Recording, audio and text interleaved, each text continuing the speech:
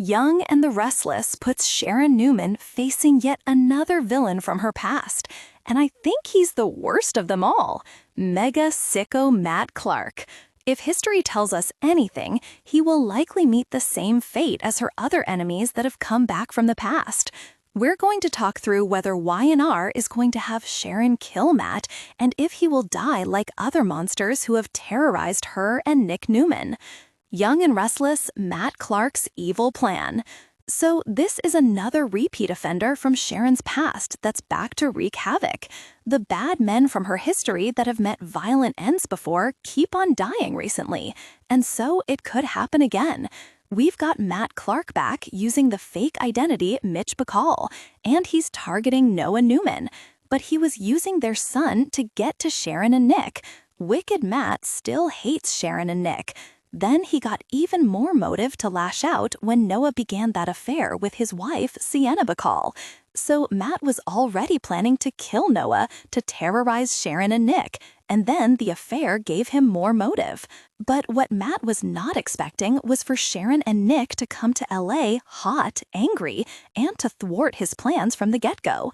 But Matt won't stop, and when the fight of his life is over, it may very well end with Sharon putting him 6 feet under like she did to another past tormentor not that long ago.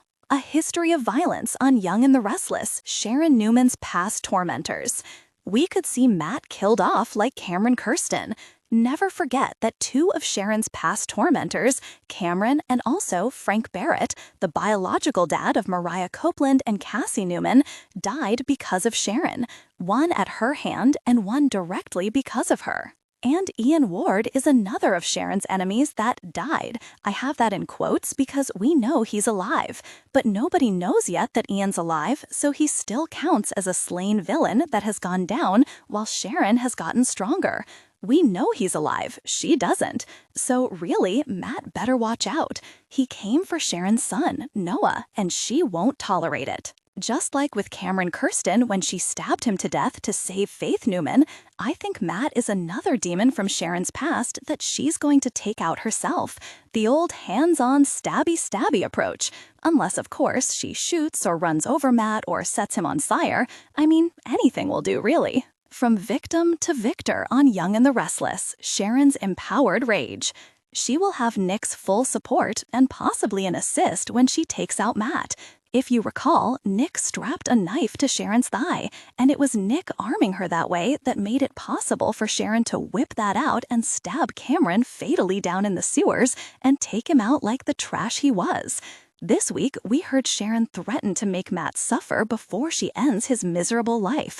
And that's more than a threat. I think it's a promise. So it's quite clear Sharon is not afraid of Matt. She's just furious. And this is something that's taken him a little off guard. Sharon has been through a lot with different villains over the years, and now she's tougher and she's more formidable. In a recent interview, Roger Howarth, who plays Matt, said that Sharon coming at Matt like this aggressively is a big surprise for the villain. Sharon dealing with these other bad guys over the past few years has given her a lot more strength than she's ever had, and the actor said Matt wasn't prepared for that. Also, head writer Josh Griffith said this time Sharon is not tormented and she's not afraid. Instead, she is enraged because Matt messed with her son and he's messing with her family. So Sharon and Nick are both going to stand right up to Matt and not back down. In a recent interview with Sharon Case, who of course plays Sharon Newman, she said the more that Matt refuses to admit his real identity and confess that he is not Mitch, the angrier that Sharon gets. The actress said Sharon's rage is just pouring out of her, and she promises that she is going to give him HE double hockey sticks. Young and